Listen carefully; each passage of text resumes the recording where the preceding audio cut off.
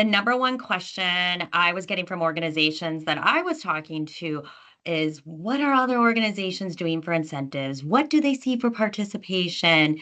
What are they doing for initiatives? And I had my own database and what I saw, and sometimes I actually end up working with clients and I don't even know what their incentives are. I help them with their program and help them with their software, and I don't even know what they're doing on the back end. So I really, Jessica and I talked about this could be valuable information as benchmarking, and especially when we talk to wellness professionals who have to go back up to leadership and say this is what others are doing for incentives and the kind of participation we are seeing. So we have some numbers, and I think they're interesting. I kind of feel like they came in a little higher even than I think I see on a day-to-day basis. But when we averaged everything out, the average incentive rate we saw this year was $610 per employee annually is allocated towards incentives. And the number one incentive offering we were seeing was cash and gift cards, followed by premium discount. And then I know Jessica and I both were really curious, do higher incentives drive higher participation? And we did work out some of the numbers and look, and we do see a bit of a correlation. There was higher participation rates for 500 and over at 49%, and 39% for under 500. And then overall participation, we came to 43%. We didn't really put definitions upon that. We let the respondents define it themselves. But at least it kind of gave us an idea. And then, of course, we were looking for fun incentive ideas. So that's the data that we have, but we really want to hear from real organizations. What works to motivate employees? Is it incentives? Is it a combination of other things?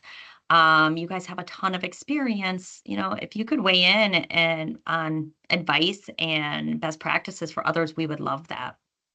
Yeah, I would say we're probably at about 50% participation as far as the Motion Connected platform and just kind of what we offer staff. But as far as incentives are concerned, we really only do a raffle once a month for a $50 gift card. So we take one of the activities that are on the scorecard for the year, and like I mentioned, June, we focused on preventative care. So it was any employee who, completes one of the preventative care items. So it was either scheduling your annual exam, a dental cleaning, dietitian, or a dermatology appointment.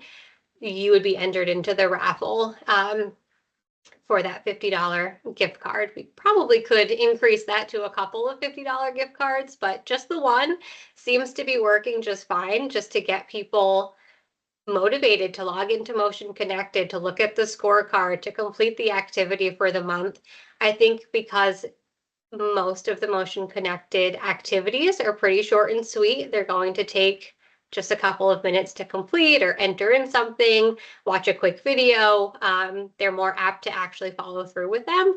And then I just pull that report at the end of the month and use the random name wheel online and just randomly pick a winner and then announce that to staff in the next newsletter.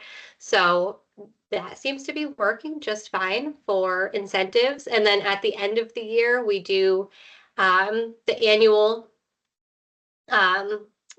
raffle for the scorecard. So anyone who's made it to gold, to silver, and to bronze, they all get entered into a raffle as well. And we end up giving away over $3,500 in Amazon gift cards.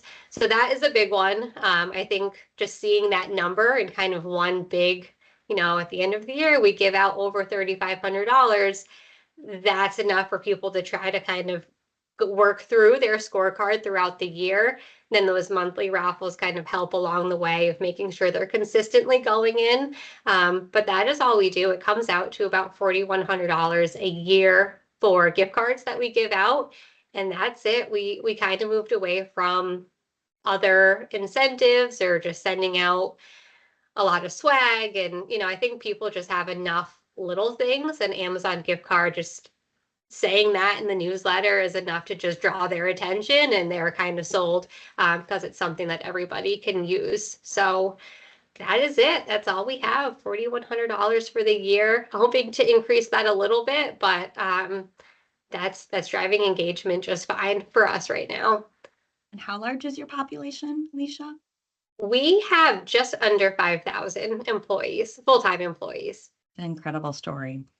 There's definitely other things that go into high engagement that your team does well. I don't know if you want to talk about that, but I think leadership support and communication seem to help with your engagement quite a bit. Yeah, I think the monthly newsletter is big. That is kind of our main communication source for just all of our monthly initiatives. That monthly raffle that we have, any events that we have going on, is all kind of housed in our newsletter, which is super helpful just to kind of draw attention and kind of get the word out about what we have. And then Teams. I don't know if a lot of other organizations utilize Teams, but we have a lot of different communities within Teams. I lead the exercise and wellness community, where we have right now, I think we have like 1,200 employees in that community. And that's where I promote so much of our stuff, because I have just full, I guess, ownership of that community and kind of what gets pushed out. So it's a great way to build a sense of community, a culture, share initiatives that we have going on, answer employee questions where it's right there, it's quick, it's easy. It's just a good communication channel for us. And it's a large group of people who are already interested in health and wellness because they join that community. And they're there kind of seeking that information. So I use that as probably my main vehicle of getting information out for staff. I'd love to hear, Linda, what you see other employers do, but I definitely also love to hear Erin, if you want to weigh in on incentives or participation. We see a variety of things, it definitely varies from employer to employer. And I think Bellin, Amplify Health have tried some different things too.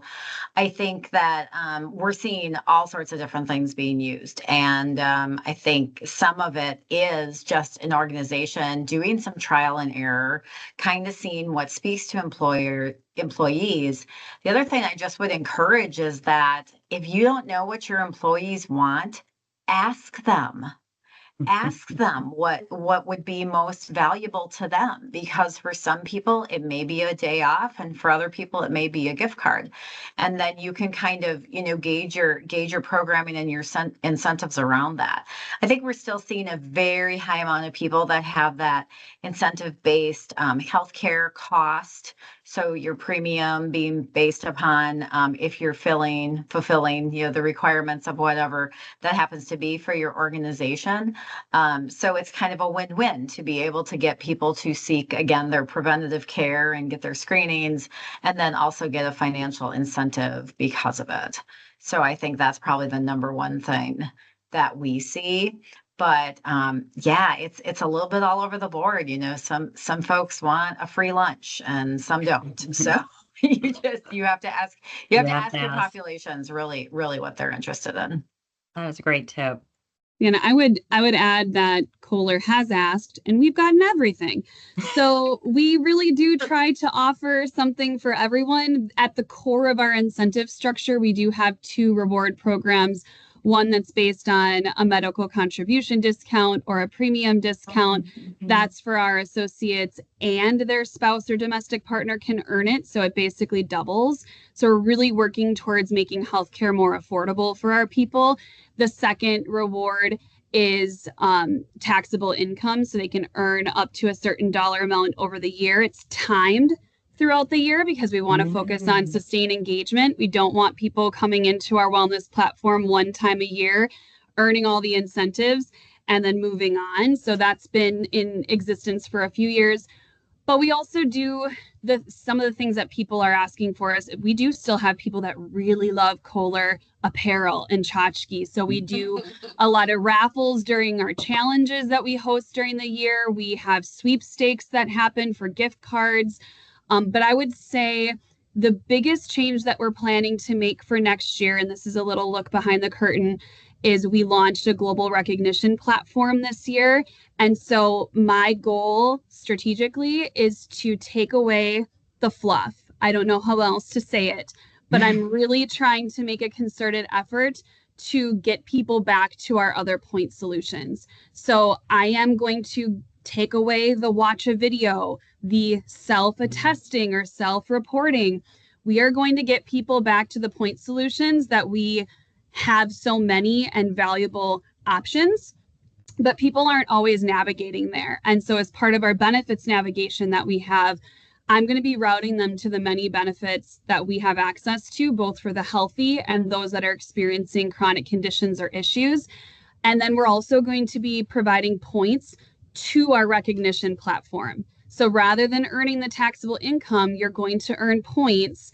That's going to be, you can access and redeem those on the recognition platform. So again, routing people back to a point solution that we're already trying to lift and promote and get people engaged in. So that's a big strategic change for us, is really focusing on our point solutions rather than all the other noise that sometimes we build into our wellness programs because we think it's the right thing to do.